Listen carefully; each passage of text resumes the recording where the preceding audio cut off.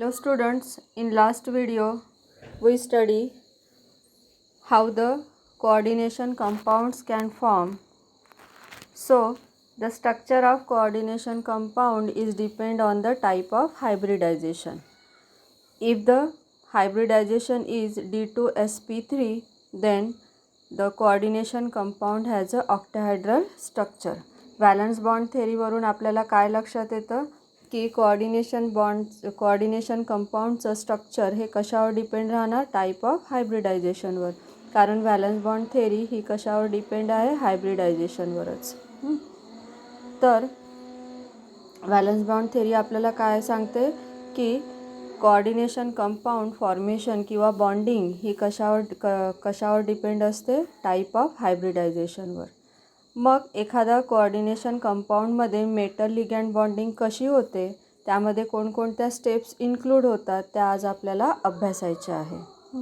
किंवा एखादा coordination compound आपल्याला दिलेला असेल तर त्याची मॅग्नेटिक बिहेवियर कसा राहणार, त्यानंतर त्याचं स्ट्रक्चर कसं राहणार, हे आपण या आज ज्या अभ्यासणार आहोत स्टेप्स त्यावरून आपल्याला काढता येईल. So the steps to understand the metal ligand bonding includes. मग मेटल लिगँड बॉन्डिंगच्या कोणत्या स्टेप्स आहे, तर पहिली स्टेप्स आहे find the oxidation state of central metal ion.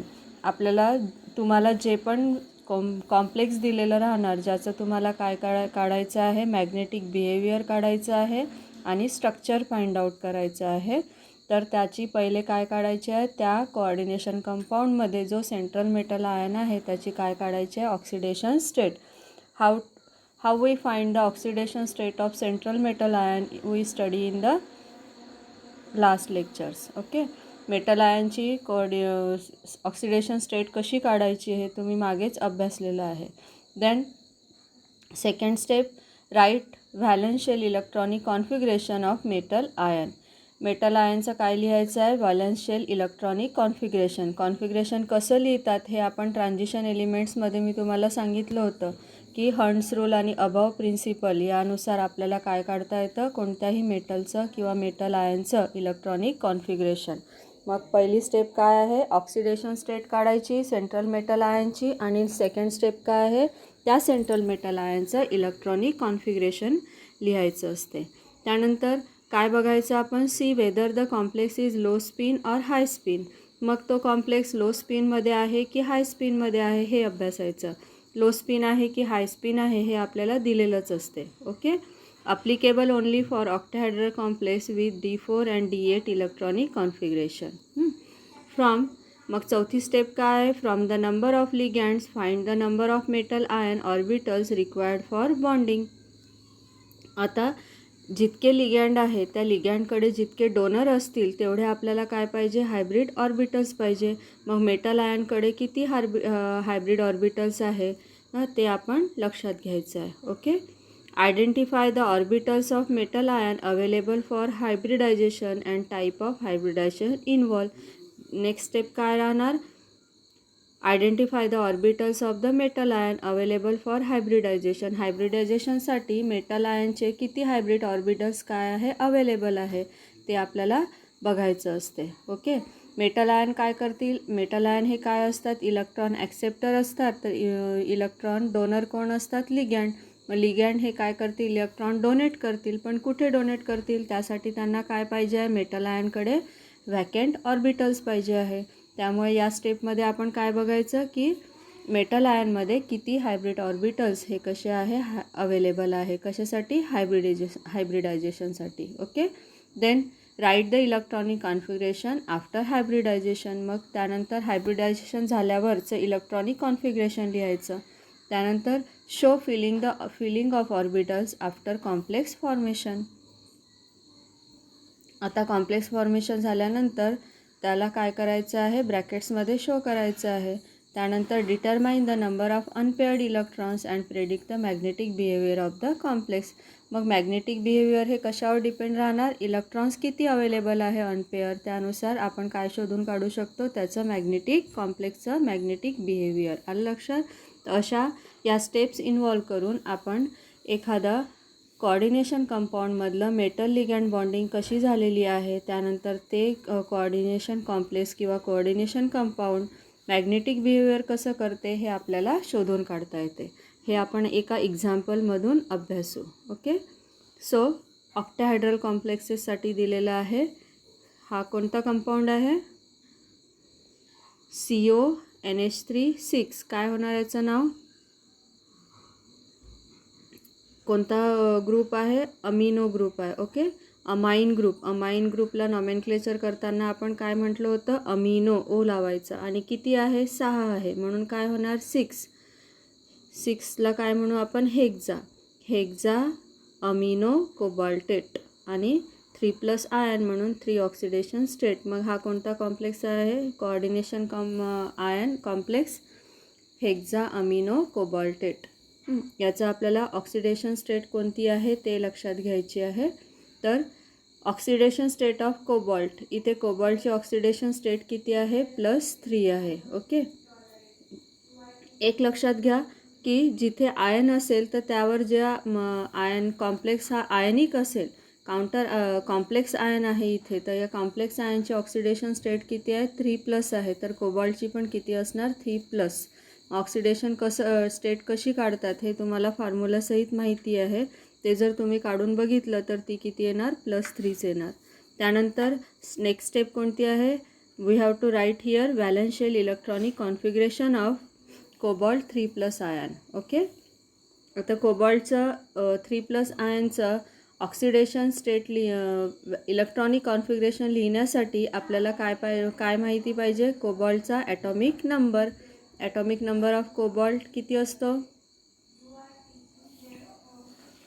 मग ॲटॉमिक नंबर ऑफ कोबाल्ट तो तुम्हाला माहिती आहे. त्यानंतर त्याचं electronic configuration according to aufbau principle and Hund's rule काय राहणार? आपण व्हॅलन्स बॉन्ड थेरीमध्ये शिकलं होतं की व्हॅकंट डी ऑर्बिटल्स असतात आणि ते हायब्रिडायझेशनमध्ये डी ऑर्बिटल्स ते इन्व्हॉल्व होतात आणि त्यांच्यासोबत कोण होतात? पुन्हा S आणि P ऑर्बिटल. ओके. फक्त इथे अनपेअर्ड इलेक्ट्रॉन दाखवलेले आहे कोबाल्टमध्ये शेवटचे, कारण याचं इलेक्ट्रॉनिक कॉन्फिगरेशन कसं लिहिलं जातं? ट्रान्झिशन सिरीजचं कोबाल्ट हा कुठे येतो? असं लिहिलं होतं ना आपण, आर्गॉन. ओके. याचं काय राहणार? आर्गॉन राहणार ना, नियर अबाउट नोबेल गॅस.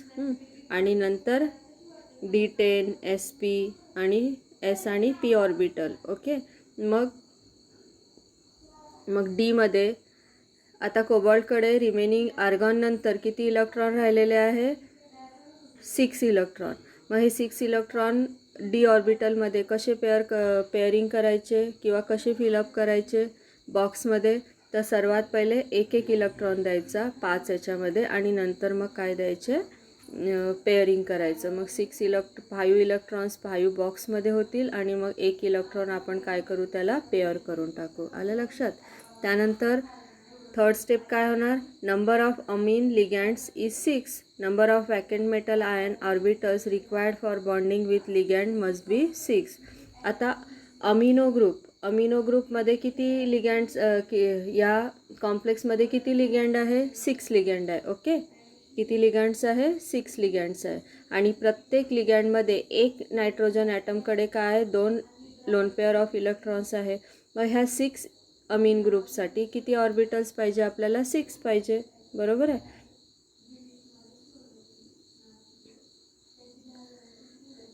मग या अमीन ग्रुपकडे किती आहेत एकूण? Number of amine ligands in 6 is 6. Okay. Number of vacant metal ion orbitals required for bonding with ligand must be 6. आता अमीन ग्रुपकडे या कॉम्प्लेक्समध्ये 6 लिगँड्स आहे आणि 6 लिगँड्स किती electron lone pair of electron donate करणार? 6 lone pair of electron donate करणार. मग हे donate करण्यासाठी त्याला मेटल आयनमध्ये किती ऑर्बिटल्स पाहिजे? वॅकंट 6 पाहिजे. बरोबर आहे. मग complex is low spin, so pairing of electrons will take place prior to hybridisation. मग हा कॉम्प्लेक्स लो स्पिनमध्ये आहे, मग हायब्रिडायझेशनला जाण्याऐवजी हे काय इलेक्ट्रॉन काय करतील, पेअरिंग होऊ शकतात. म्हणून मग थ्री डीमधले जे इलेक्ट्रॉन काय झालेले होते, सगळ्या ऑर्बिटल्समध्ये काय झाले होते, फुलफिल झाले होते, ते आता कसे होऊन जाईल, पेअर्ड होऊन जाणार. बरोबर आहे. मग आता हे पेअर्ड झाल्यामुळे काय झालं, इथे 2 व्हॅकंट डी ऑर्बिटल तयार झाले. बरोबर आहे. Now electronic configuration after pairing would be. मग पेअरिंग झाल्यानंतर इलेक्ट्रॉनिक कॉन्फिगरेशन कसे राहील, हे बघा. 3D मधले 2 ऑर्बिटल व्हॅकंट झाले, 4s मधला 1 ऑर्बिटल आहे आणि 4p मधले 3 ऑर्बिटल आहे. म्हणजे किती हायब्रिड ऑर्बिटल्स आहे तयार झाले, इथे एकूण 6 हायब्रिड ऑर्बिटल झाले आहे. बरोबर आहे. 1 2 3 4 5 आणि 6. ओके. आणि लिगँड्सकडे किती लोन पेअर ऑफ इलेक्ट्रॉन्स आहे, लिगँड्सला किती हे पाहिजे आहे ऑर्बिटल, 6 व्हॅकंट ऑर्बिटल पाहिजे आहे. मग यांच्याकडे आता 6 ऑर्बिटल झाले तयार कोबाल्ट मेटल आयनमध्ये. आता काय होणार, 6 orbitals available for the hybridisation, those are 4s 3p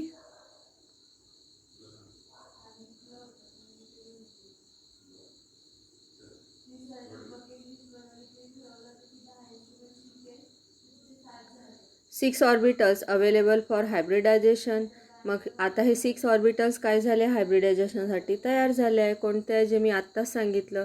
2 कुठून आहे, डी ऑर्बिटलमधून आहे, 1 एस ऑर्बिटलमध्ये आहे आणि 3 पी ऑर्बिटलमध्ये आहे. मग हे कोणतं हायब्रिडायझेशन होणार, 2 कुठून आहे, D2 आणि एसला सिंगल, म्हणून एस आपण कसा लिहिलेला आहे, असा फक्त एस लिहिलेला आहे.